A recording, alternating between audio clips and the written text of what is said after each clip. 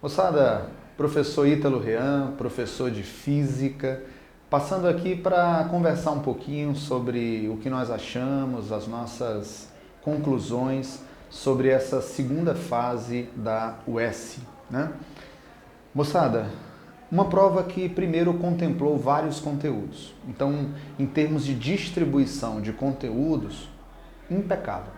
Uma prova que você tinha cinemática, dinâmica, óptica, MHS, você tinha efeito Doppler, eletricidade, magnetismo. Olha a quantidade de assuntos que ela conseguiu abranger.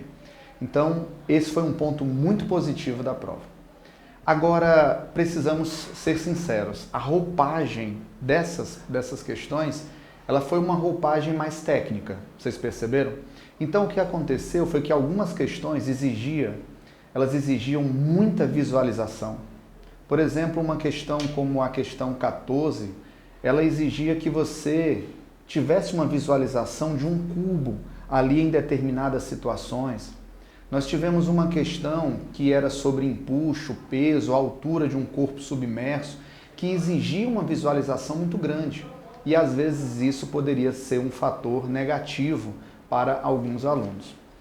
De um modo geral, eu queria destacar que essa prova, o aluno ele precisava ter se concentrado nas questões mais fáceis, entendeu? Por exemplo, uma questão como a 3 era sobre energia, era uma questão mais acessível. Então você precisava focar nessas questões e ser objetivo nela. Mudou a velocidade? Então mudou a energia mecânica, ponto, vou para outro item. Essas questões você tinha que ganhar tempo para gastar nas questões mais complexas. Uma questão como a questão 14, eram questões já mais trabalhosas, que você tinha que gastar realmente mais tempo. É aquela questão que você faria se desse tempo e realmente era uma questão um pouco mais difícil, tá bom? Por exemplo, algumas questões, como o caso da questão 20, era uma questão sobre circuitos elétricos. Você chegava num certo ponto, você montava circuito em série, circuito em paralelo, e chegava num certo ponto que você poderia sair com a solução de uma equação de segundo grau.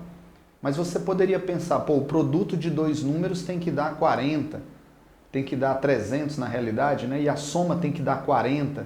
Se você se tocasse quais são esses dois números, você já economizaria muito tempo.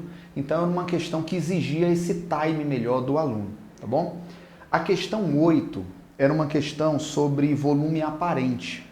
Essa questão de volume aparente, moçada, ele queria saber quanto transbordava em termos de porcentagem. Nós não conseguimos encontrar o gabarito que a UES ela divulgou, né? Então é uma questão que deve ter o seu gabarito trocado, tá bom?